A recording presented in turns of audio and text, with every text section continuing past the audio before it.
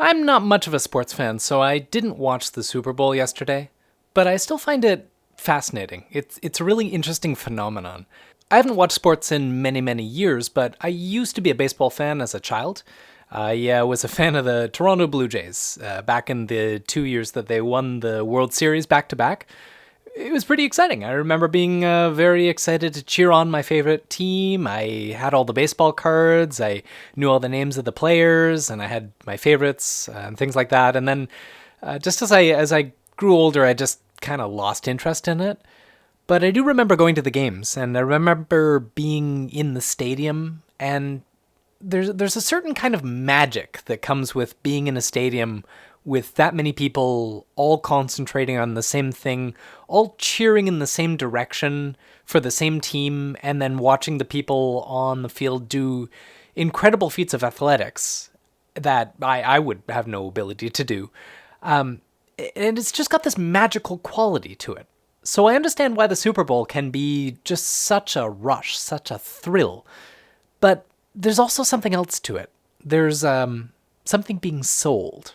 Like many other non-sports fans that enjoy watching the Super Bowl, I find the advertising to be the most interesting part. Now, I didn't watch any of the ads yesterday. I've not seen any of them, but I've heard things about what was on there. And I've definitely seen many of the other ads over the years. Some of the most iconic cultural memes were birthed from Super Bowl ads, such as the "What's up" from back in the 90s, to like the introduction of the iMac and the various other products that were just first birthed during the Super Bowl. These ads are the high watermark for the advertising season. It's when all the newest products, all the newest advertising campaigns start, most times. And as such, it is among the most expensive times to get ad spots as well. Here you can see a graph of the average cost of a Super Bowl ad versus the cost of bananas. You know, banana for scale, after all. And you can see that it just keeps going up and up and up. And at this point, it is a ridiculous amount of money, just even for a 30-second ad. And for that matter, Reddit, I think, paid for like a 6 or 7 second ad at the cost of most of your annual advertising budget. And these things have great effect, great cultural effect. They can reach literally millions of people all at the same time in a synchronous experience. And much like the sporting event that the advertising is occurring on, it's this same kind of shared experience that people are sharing in the narrative of an advertisement. Much like any other shared narrative, these advertisements have a way of creating a worldview, generating a reality that people can live in and share in. But of course, the reality, the worldview that they generate is one that has a commercial motive to it, by definition. The sporting event itself generates this narrative around the clashing of these two teams, the cultures, the subcultures of this team versus the subculture of that team, and may the better man win.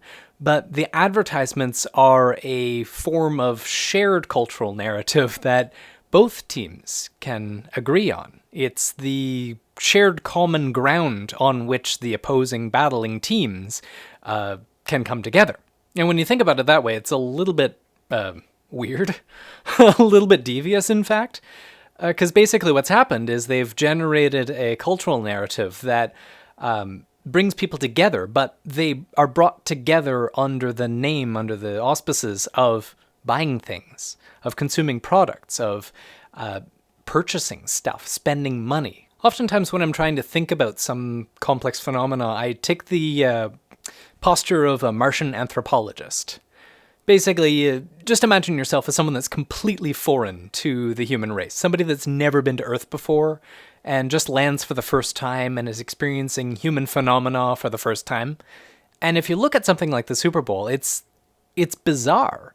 You have millions of people all staring at this sporting event, which I guess I can understand, but then the thing that is more culturally unifying about the sporting event is the commercials, the things that are being paid for by corporate entities that are trying to sell you something.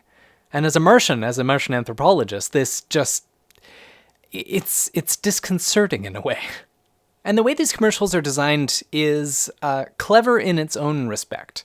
The ones that I remember from my youth, at the very least, had very clever narratives. They had gags in them. They had catchy slogans, things like that. Things that around the water cooler you can talk about. Things that catch on to the public consciousness and spark the imagination. And yeah, like the "what's up" thing, that lasted for years after that Super Bowl, and it generated a cultural hallmark that lasts to this day, arguably. But there's something telling about the advertisements from yesterday. And again, I haven't really watched any of them, so I don't really know. But a lot of the advertisements seem to apparently just rely on getting some random celebrity and doing the nostalgia routine. This speaks to a larger trend in our culture, where we've stopped looking forward, we've stopped coming up with new things, interesting things, and started relying more on recognition, on nostalgia. There was a really great plot line in the South Park season a couple of seasons ago, wherein the entire town was taken by these member berries. Basically, they look like grapes and they're like little berries, but they talk. And so they're saying things like, "Hey, remember Star Wars? Remember Chewbacca? Remember Ronald Reagan?"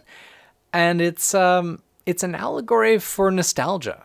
The member berries are delicious. They're pacifying. They're something that is able to ease one into the sensation of life, but they're also deluding. They cause people to look back upon this idea of the good old days, but unfortunately they're a good old days that never really existed in the first place. They're not really speaking to the real events that you're remembering.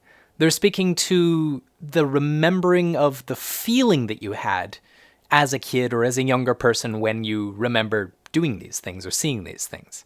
Memory is a fickle and manipulable thing. I have very strong memories of a few events in my past that I can verify never happened.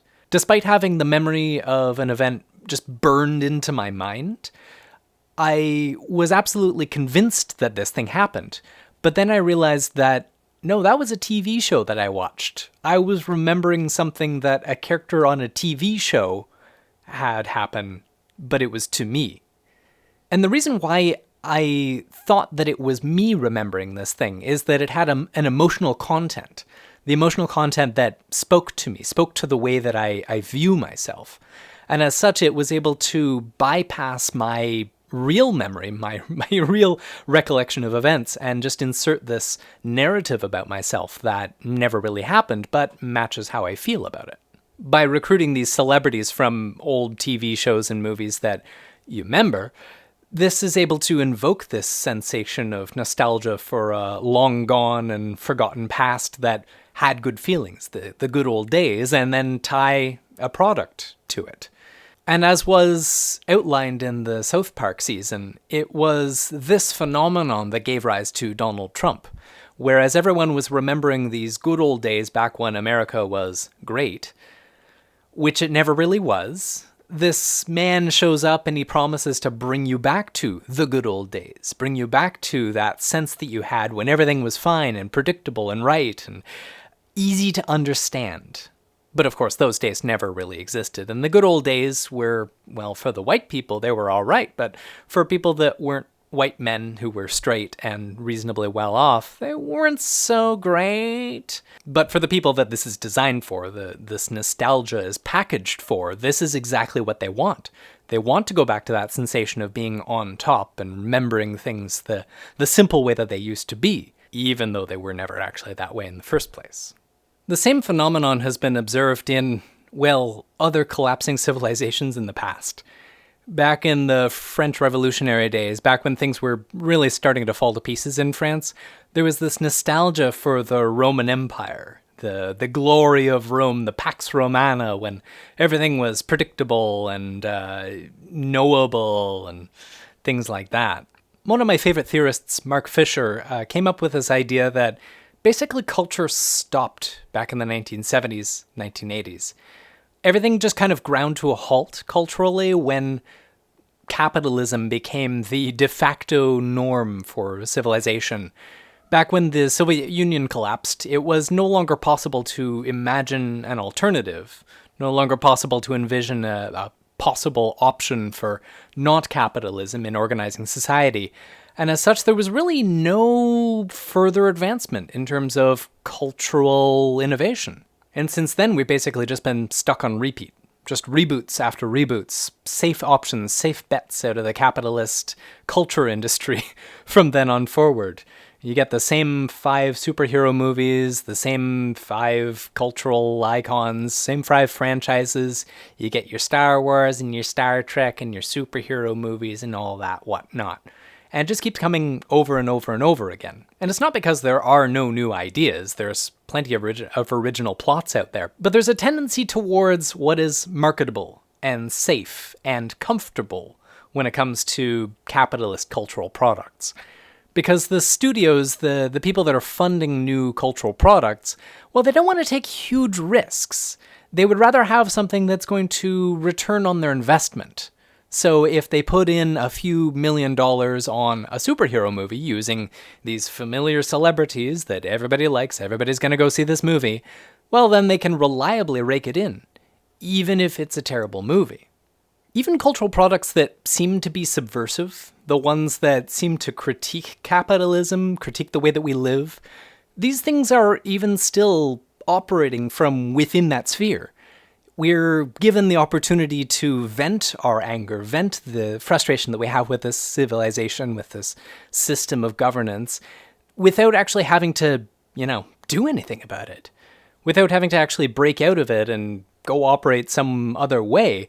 We're able to participate in critique, or at least participate in watching the critique, and then move on with our lives. Go back to consuming things. Go back to just operating the way that we always were, but absolved of all the guilt, because, well, we've made our critique, we've had our say, and, well, now we can go back to doing our thing. Which, no judgment. I participate in this as well. I have no moral superiority in this, because, there's very little that I can do. There's a paralysis that comes along with being trapped in a civilization, in a mode of culture that I have no control over. I have limited agency, and so do you. We don't have the option of generating these high-end big movie productions. We don't have the option of buying Superbowl advertisements. We are just meant to consume the things that are put in front of us. And the entirety of the Super Bowl event itself is kind of designed to be pacifying, to be placating, because it is all just spectacle. It's several hours of spectacle for a game that should last about 1 hour, but it lasts an entire day, and it's an event.